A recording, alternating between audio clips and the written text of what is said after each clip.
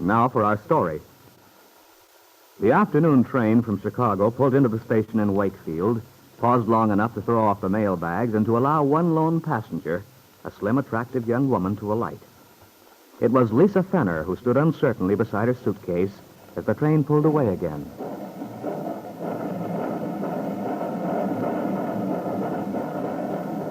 There was something forlorn about her solitary figure as she stood on the bare, empty platform looking after the departing train, which had for a few short hours provided a shelter to her, a temporary haven in a world which was alien and threatening.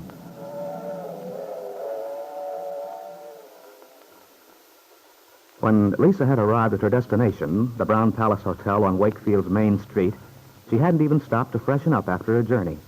She had seized the slim telephone directory from the bedside stand, hurriedly scanned it until she found what she wanted, the address of Ben Calvert's house on 11th Street. That was where Kit Meade lived, with Lisa's child, the baby boy who everyone believed to be Kit's. Now, a short while later, Lisa waits anxiously on the veranda of that luxurious home for an answer to her ring.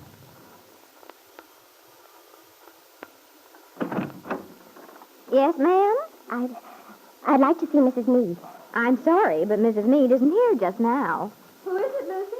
It's someone to see Mrs. Meade. Oh, well, just a moment. How do you do?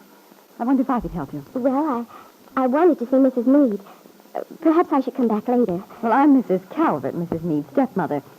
Is there something I can do? No, I'm afraid not. Well, Kit ought to be back very soon. Was she expecting you?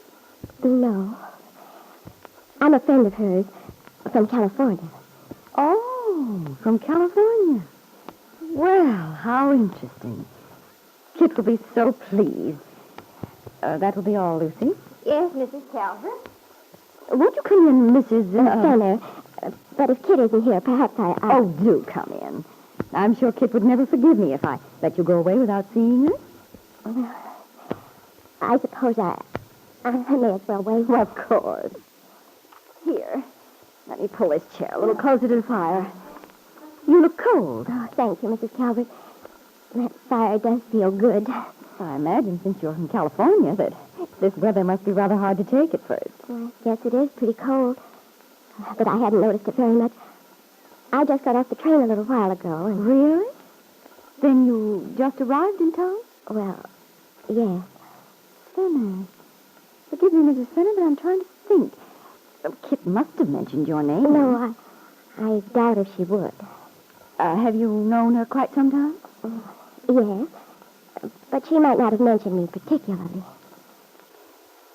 Well, you probably knew her when she was expecting the baby. I imagine that clouded everything else out of her mind at the time. The baby? How is the baby, Mrs. Calvert? Oh, just fine. You'll probably be amazed at how he's grown. We've been trying to make up our minds which side of the family he takes after. But so far he doesn't seem to look like anyone. He doesn't? No, not a bit. Although they say it's quite usual. Are his eyes brown or... Yes, dark brown. But just about the color of yours, come to think of it. But, haven't you seen him? Oh, no. No, I haven't seen him. Oh, forgive me. I just assumed you were interested. Oh, I am, Mrs. Calvert. You see, I've thought so... Well, I heard Kit talk so much about her child when she was expecting it. I've wondered so often. Has he dark hair? Mm-hmm. Miss Thorndyke insists it's going to be wavy. Miss Thorndyke? She's his nurse. Simply devoted to the child, too. His nurse? You look rather surprised, Miss Fenner. Well, it's just that I thought Kit would take care of him himself. Oh, you didn't really. Well, Well, apparently you don't know Kit so awfully well. If you pictured her spending much time in the nursery... Perhaps not. No, I'm afraid Kit's not the sort to be interested in the more tiresome aspects of motherhood. She takes it all pretty much in her stride. Then the baby's looked after by just the nurse. Oh, yes, Kit's turned the child over to Miss Thorndyke completely. And I must say he's being raised in the very latest scientific way. That's one thing Kit's sure of. He doesn't believe in a lot of sentimental nonsense. Sentimental, Mrs. Calvert? I don't think I understand. Oh, know how some mothers are, always hovering over a child. The way they pick them up and baby them. Not Kit, though. Her idea is that an infant is really just a healthy little animal. Oh, she can't really think that. Well, more or less. Does that shock you, Mrs. Fenner? Perhaps you have children of your own. No. I haven't. You seem so interested. Or perhaps you're just being polite. Well, don't be on my account. Heaven knows I'd rather talk of something. Oh, no. No, you see, as I told you, I heard Kit make so many plans, talk about the baby so much. Well, that's why I probably seem very curious. I see. Mrs. Calvert, I wonder, could I see him? No? Yes. Could I? Of course, Mrs. Fenner. You don't need a special dispensation. I thought you'd probably rather wait for Kit. Oh, no. Well, I mean, as long as she isn't here yet. Well, come along. He's right out here on the terrace having his nap. I'm afraid I spoke too soon. Well, we'll go out and say hello. Oh, my goodness, listen to the little monkey. Nothing wrong with his lungs. Hello, Mrs. Calvert. Hello, Miss Thorndyke. Is he all right? Oh, yes, he's just hungry. Time for his feeding. Again?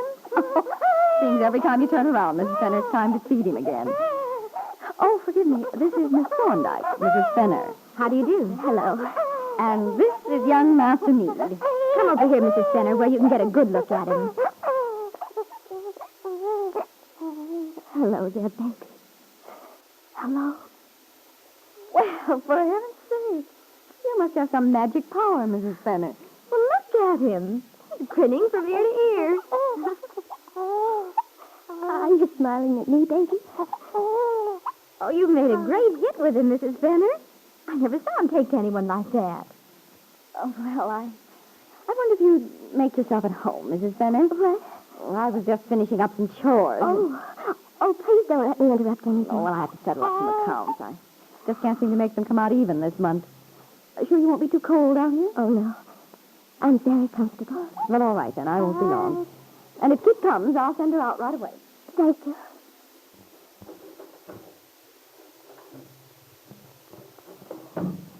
I can't get over the way he's acting. It's odd how babies make up their minds about people. They'll blossom right out for one person. Pay no attention to another. Really? I didn't know. Oh, my, yes. It's almost as if they feel a bond, some special understanding. Do you think he feels one with me? Well, Mrs. Fenner, the Brooks probably wouldn't agree with me. But I think a baby can tell when a person goes out to him. You see, he knows you like him. Like him? Oh, yes, I like him. Well, I hate to take him away, but I'd better get this young man up to the nursery. It's time for his feeding. If you'll excuse us, Mrs. Fenner. Oh, but does he have to go in? I mean, couldn't he stay out here? Well, we have a very strict schedule we follow. His grandfather particularly insists on it. Oh. But I'm very susceptible to anyone who admires that young man. I'll go and get his bottle. It certainly won't do any harm to break his schedule this once. No harm, Miss Thorndyke? You wouldn't say that if you knew that this young woman whom you're leaving alone with the baby is really his mother. A mother who is seeing her son for the first time. As soon as the door closed after the nurse, Lisa Fenner snatched the baby up, held him close in her arms. She looked quickly over her shoulder toward the house. Then her eyes turned toward the broad walk which led through the garden to the street